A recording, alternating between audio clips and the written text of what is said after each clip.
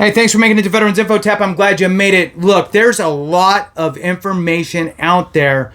I've seen it all. I've seen the thumbnails too regarding, hey, you can come here and get your Nexus letter. You can, we don't even know who you are, but you can send us your information and we'll do the Nexus letter for you. It might be fine. That's fine. You can also send over information. We'll complete a DBQ for you, and all that's fine too. Here's the thing. You need to make sure that it's quality, truthful, and honest. Here is a press release from the VA, and I wanted to share it with you because of the headline, and we'll see kind of what the things are that you need to be thinking about as you're doing this.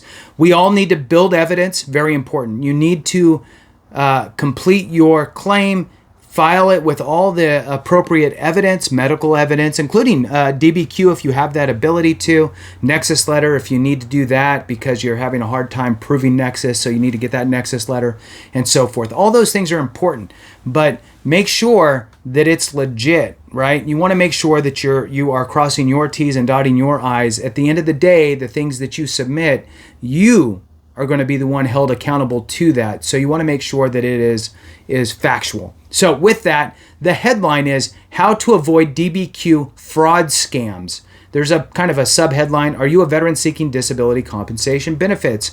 Well, if you are, you're probably researching and looking and seeing things about the schedule of ratings and Nexus letters and DBQs and all that stuff. DBQ is Disability Questionnaire, an important document if filled out correctly.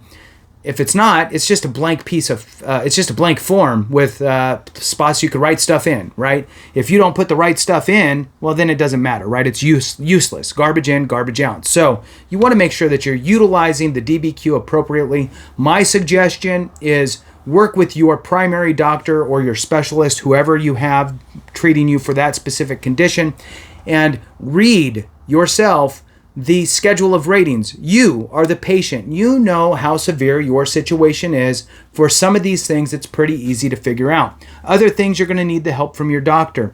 In either case, you're going to take the information for your condition from the schedule of ratings. Take that with you to your doctor. Have the conversation with your doctor to have them complete that DBQ and insert the verbiage from the schedule of ratings for the appropriate rating that you would actually qualify for based on your severity, right? So that was a lot. Sorry for that. All right, let's jump into this.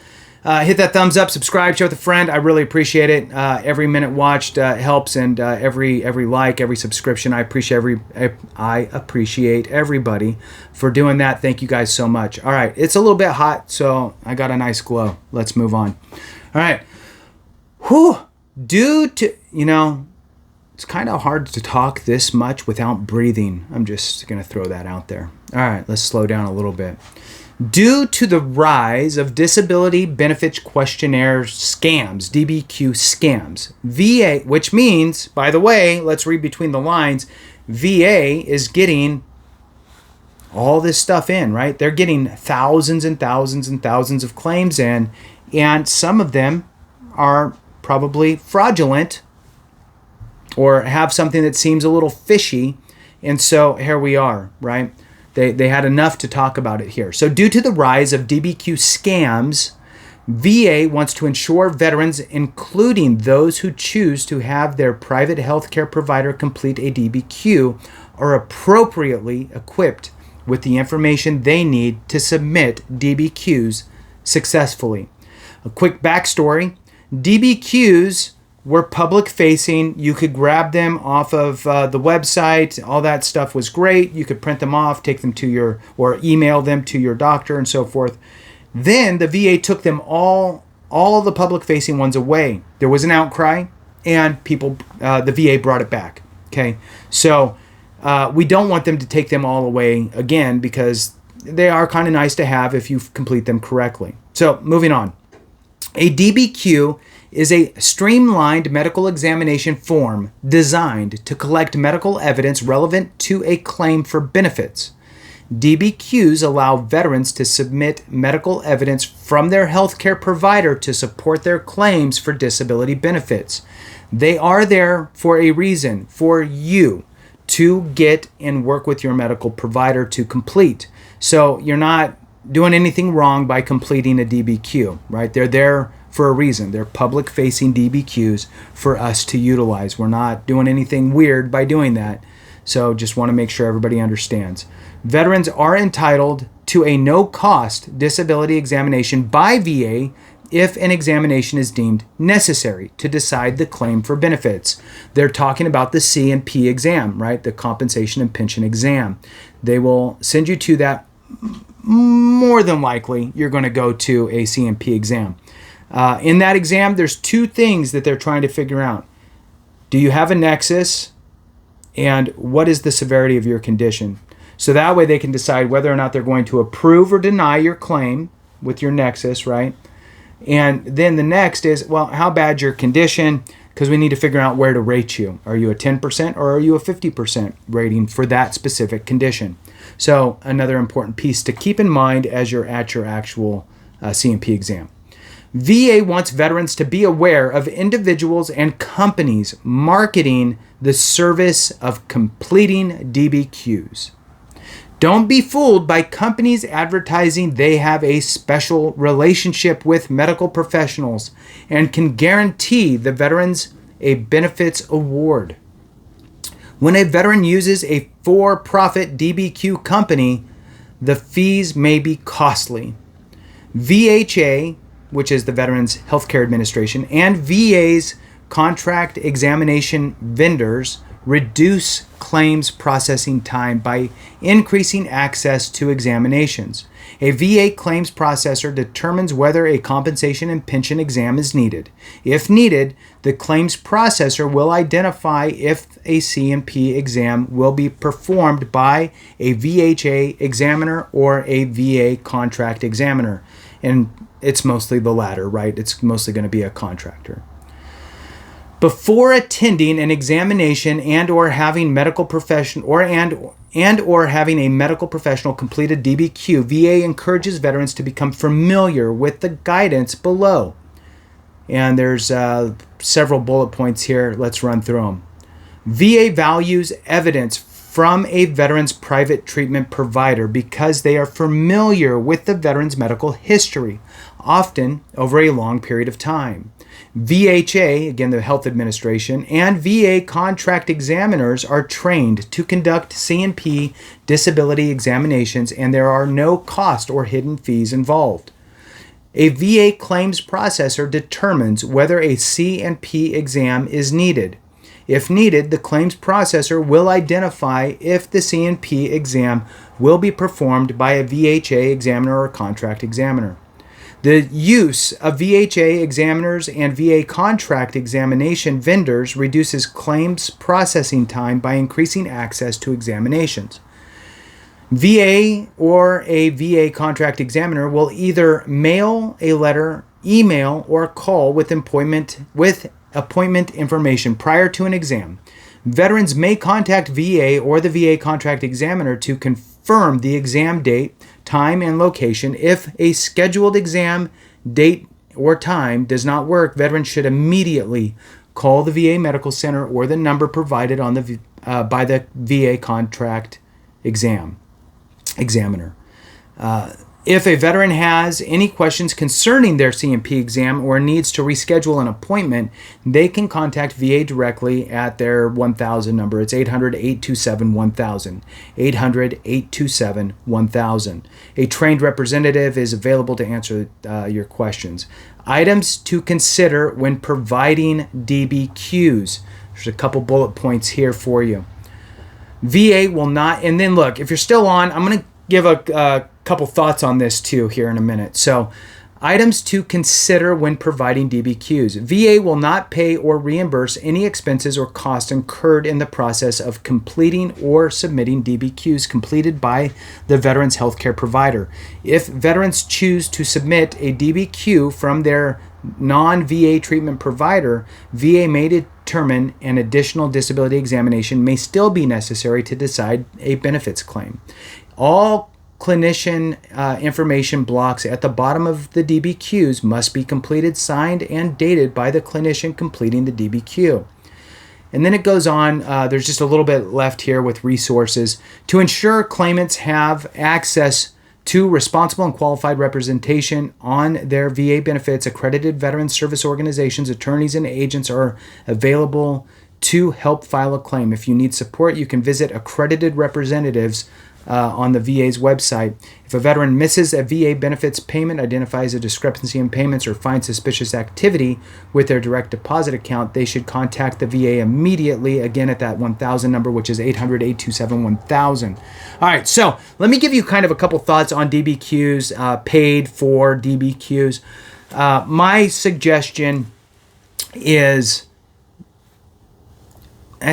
look, this world's so nuanced. All right, so it depends, right? If you're a veteran who's going to the VA for all of your medical care, the VA is notorious for not completing DBQs or nexus letters or anything like that. They don't like it. You might find a doctor there who will. I'm not saying it doesn't happen. I'm just saying that it's definitely on the more rare side. If you have the ability to seek outside private care, or you are seeing a private doctor, that's going to be an easier way of obtaining it. Now, I personally have never paid for a DBQ to be completed by a DBQ, Veterans Benefits, Medical Provider Team, Nexus Letter place. I did, though, schedule appointments with a private doctor, just a regular, doctor out in the community, paid out of pocket and had a few appointments there, gave them medical records from my other doctors at the VA, brought that stuff over, and then had them complete a DBQ for me, and Nexus letter, in fact. And so I did have to pay out of pocket for those few appointments, right? So I paid, I don't know, maybe $400 or something like that in total for my 2 or 3 appointments, right? So I had my initial appointment, which was a little more expensive, like, I don't know, maybe $200, and then the next ones were like 100 and something or whatever it was, right? So I did that because the VA provider would not complete a Nexus letter or a DBQ for me, so I was forced to go seek care outside of the VA to obtain the evidence that I needed for my claim. So I did, and that worked out fine. From what I've heard, and I don't know, but it's upward of $1,000 or more to get DBQs and Nexus letters and that type of stuff completed by these for-profit, veteran medical provider teams that do Nexus letters and DBQs and all that stuff. It might be cheaper for you just to go see another doctor and pay out of pocket. Just throwing that piece out there. Do you need a DBQ? No, not really. But you do want to make sure that you stack the deck in your favor the best you can. A DBQ is helpful with that. And like I alluded up front, look, the DBQ is a blank form. It matters what you put in it. So you need to do your research. You need to look at the schedule of ratings, right? You need to read it for your condition. You need to read the severity, the signs, the symptoms, the severity, all that stuff on your condition and what warrants what rating, right? Once you're able to figure out, well, I'm probably in this rating schedule, then you need to have that conversation with your doctor for that rating percentage and have them articulate that information into your medical records, right? Into the notes that you can then print out.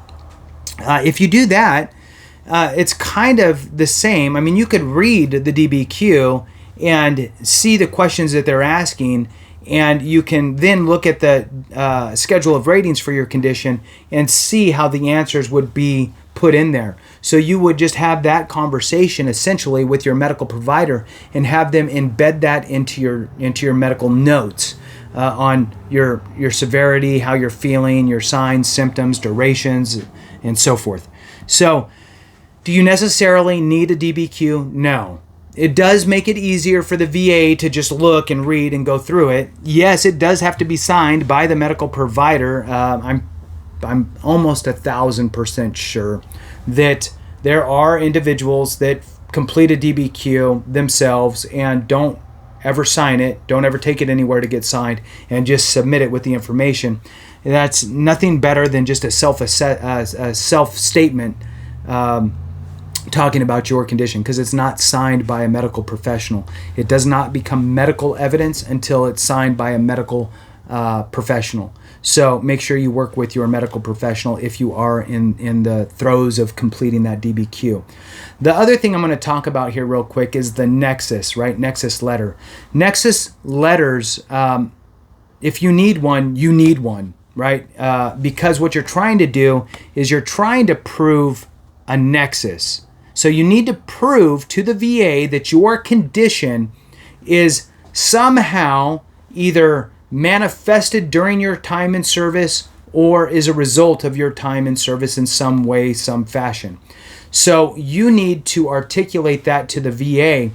Now, the quick example here, one, right? And there's 1,000 different scenarios here, but a common one would be, I didn't document anything in service for my migraines. Why? Because I knew that I had bad headaches. They were migraines.